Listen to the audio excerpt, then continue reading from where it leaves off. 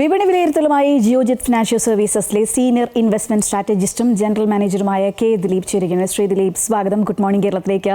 ഇന്ന് വിപണിയിൽ നമ്മൾ എന്താണ് പ്രതീക്ഷിക്കേണ്ടത്? ഇന്നലത്തേതിൽ നിന്നും മാറ്റമില്ലാതെ ഇന്ന് വ്യാപാരം തുടങ്ങാമെങ്കിലും വളരെ ഉയർന്ന തോതിലുള്ള കയറ്റിറക്കങ്ങൾ പ്രതീക്ഷിക്കുന്നുണ്ട്. കഴിഞ്ഞ കുറച്ച് നാളുകളായി വിപണിയിൽ വിൽപ്പന സമ്മർദ്ദം തുടരുന്നു. അതിനിടെ ഇന്നലെ വിപണിയിൽ ഒരു തിരിച്ചു കയറ്റവും പ്രകടമായിരുന്നു. IT മേഖലയിൽ ഉണ്ടായിട്ടുള്ള ഒരു നിക്ഷേപ താല്പര്യമാണ് ഇന്നലത്തെ വിപണിയിലെ നേട്ടത്തിന് സഹായിച്ചത്.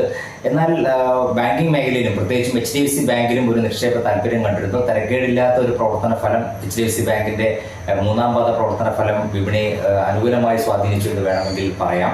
എന്നാൽ വിദേശ നിക്ഷേപ സ്ഥാപനങ്ങൾ എപ്പോഴും വിപണിയിൽ വിൽപ്പന തുടരുക തന്നെയാണ്. അത് ഒരു പരിധിവരെ വിപണിയുടെ ഇപ്പോഴത്തെ ഒരു ഇടിവിന് കാരണമാവുന്നുമുണ്ട്. ഇന്നലെയും 4000 കോടിക്ക് മുകളിൽ വിദേശ നിക്ഷേപ സ്ഥാപനങ്ങളുടെ ഭാഗത്തുനിന്നും വിൽപ്പനയുണ്ടായി. കഴിഞ്ഞ കുറേ നാളുകളായി ഇപ്പോൾ നോക്കുകയാണെങ്കിൽ ഈ ഒരു മാസം തന്നെ ഇതുവരെ ഏതാണ്ട് 60,000 കോടി രൂപയുടെ മുകളിൽ വിദേശ നിക്ഷേപ സ്ഥാപനങ്ങളുടെ വിൽപ്പന വിപണിയിൽ ഉണ്ടായിട്ടുണ്ട്.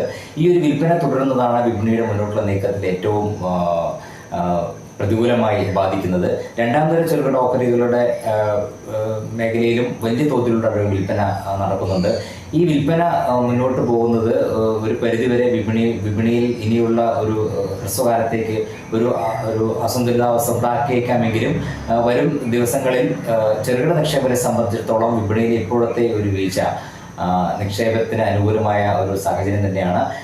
വിപണിയിൽ വലിയ ഉയർന്ന തോതിലുള്ള ഒരു വാല്യുവേഷൻ വിപണിയിൽ ഉണ്ടായിട്ടുണ്ട് എന്നുള്ള ഒരു തോന്നലിലാണ് ഈ വിൽപ്പന ഉണ്ടായതെങ്കിൽ കൂടി ഇപ്പോഴത്തെ ഒരു സാഹചര്യം നോക്കുകയാണെങ്കിൽ ഏതാണ്ട് ഒരു റീസണബിളായ ഒരു അവസ്ഥയിലാണ് ഉള്ളത്. അതുകൊണ്ട് തന്നെ ചെറുകിട നിക്ഷേപകരെ സംബന്ധിച്ചിടത്തോളം ഇനിയും വിപണിയിൽ നിക്ഷേപം തുടരാവുന്നതാണ്. എന്നാൽ ഒരു വിഭാഗം